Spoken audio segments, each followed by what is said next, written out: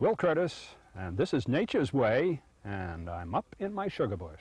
I think one of the best places on my farm. A sugar bush? Well, a sugar bush is where the sap comes from, which in turn becomes syrup, that wonderful Vermont maple syrup. And it comes from the maple tree. And as you perhaps know, at that springtime of the year with the cold nights and the warm days, the pressure in this tree is tremendous. And in the old way was we hung the bucket by drilling a hole with an old auger, fashioned auger, hanging the bucket on what we call the spile.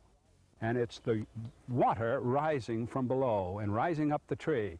And the starches that are just behind this bark mix with the moisture, the water, and becomes a sap. And on our snowshoes, we went off from tree to tree. Today, we come along with an automatic auger, a driver, and drill our hole and place, as you see here, into that hole.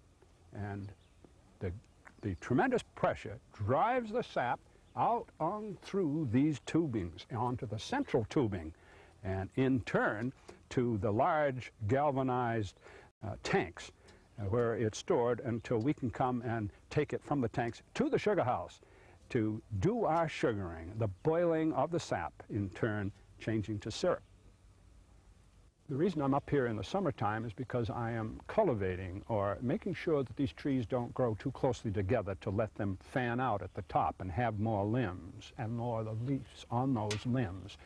We want, as my forester says, Will, you've got to get those trees to crown out. In other words, allow the spread at the top to get more leaves. And the more leaves you get, the more sap you'll get, and the sweeter the sap. And if you notice along the roadsides, those trees that are particularly bushy, that aren't impeded or bothered by any other trees around them, they have the sweetest sap. That's what I'm aiming for here, trees that bush out. Also, I have a fire supply, a wood supply that I can get as I drop these trees. That comes in handy when the winters are cold. But I don't cut out all the dead trees for firewood as I used to do. I've learned better.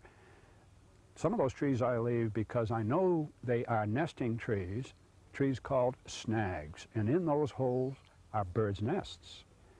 Now, those birds are here looking for food. And what kind of food? Insects.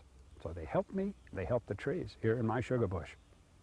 Of course, the tree that I'm next to right now couldn't do well at all without the proper soil. Its roots are drawing on a moist and fertile soil with a pH around 5.5 up to 7, somewhere in that area. And along with this moistness and this fertile soil are the ferns that you see all about me. They thrive on it, as well as the jack-in-the-pulpit and the other many, many flowers that you will find here in the spring. The summer, too. Garden of Eden, a marvelous place to be in my sugar bush. Will Curtis, and that is Nature's Way.